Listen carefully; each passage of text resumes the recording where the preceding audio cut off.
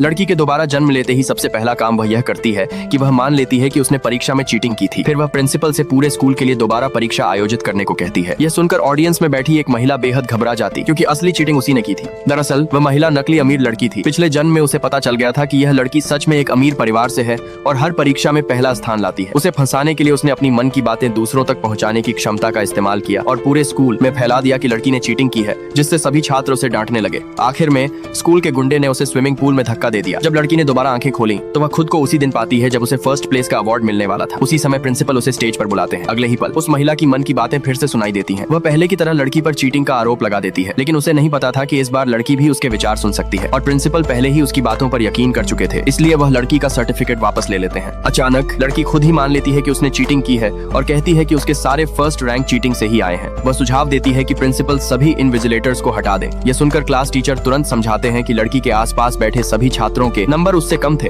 इसलिए चीटिंग करके भी उसका स्कोर दूसरे नंबर वाले से 30 अंक ज्यादा होना संभव नहीं है। प्रिंसिपल परीक्षा की सीसीटीवी फुटेज चेक करने का फैसला करते हैं। तभी महिला के विचार फिर सुनाई देते हैं कि फुटेज पहले ही लड़की ने डिलीट कर दी है और उसने फोन से जवाब ढूंढकर चीटिंग की थी। यह सुनकर लड़की समझ जाती है कि यही उस महिला का तरीका था। लड़की कहती है कि वह स्कूल की हर जांच में सहयोग करने को तैयार है। निष्पक्षता के लिए प्रिंसिपल सभी छात्रों से उनके फोन जमा कराने का आदेश देते हैं। महिला को डर होता है कि उसकी फोन वाली चीटिंग पकड़ी जाएगी, इसलिए वह विरोध करती है, लेकिन क्लास टीचर फिर भी उसका फोन ले लेते हैं। जब लड़की की बारी आती है तो वह कहती है कि वह गरीब है और उसके पास फोन खरीदने के पैसे नहीं है। यह सुनकर महिला हैरान रह जाती है। उसी समय सीसीटीवी चेक करने वाला टीचर बताता है कि फुटेज पहले ही डिलीट हो चुकी है। प्रिंसिपल को समझ आ जाता है कि परीक्षा में जरूर कुछ गड़बड़ है, इसलिए वह पूरे स्कूल में दोबारा परीक्षा कराने की घोषणा करते हैं। अगर महिला फोन से चीटिंग नहीं कर पाएगी तो वह नीचे रैंक पर आ जाएगी, जबकि लड़की अपनी काबिलियत से खुद को निर्दोष साबित कर सकती है। परीक्षा से पहले महिला टॉयलेट जाने का बहाना बनाती है। लड़की पहले से ही जानती होती है कि वह क्या करने वाली है। पिछले जन्म में महिला ने एक सेब में जहर मिलाकर क्लास टीचर से लड़की को दिलवाया था, जिससे उसे बार बार टॉयलेट जाना पड़ा और आखिर में रिजल्ट आने पर उसे चीटिंग का दोषी साबित कर दिया गया। इस बार जैसे ही लड़की को सेब मिलता है वह उसे सभी सहपाठियों में बांट देती है। महिला फिर अपने विचारों से फैलाने की कोशिश करती है कि लड़की ने सेब गंदे पानी से धोया है,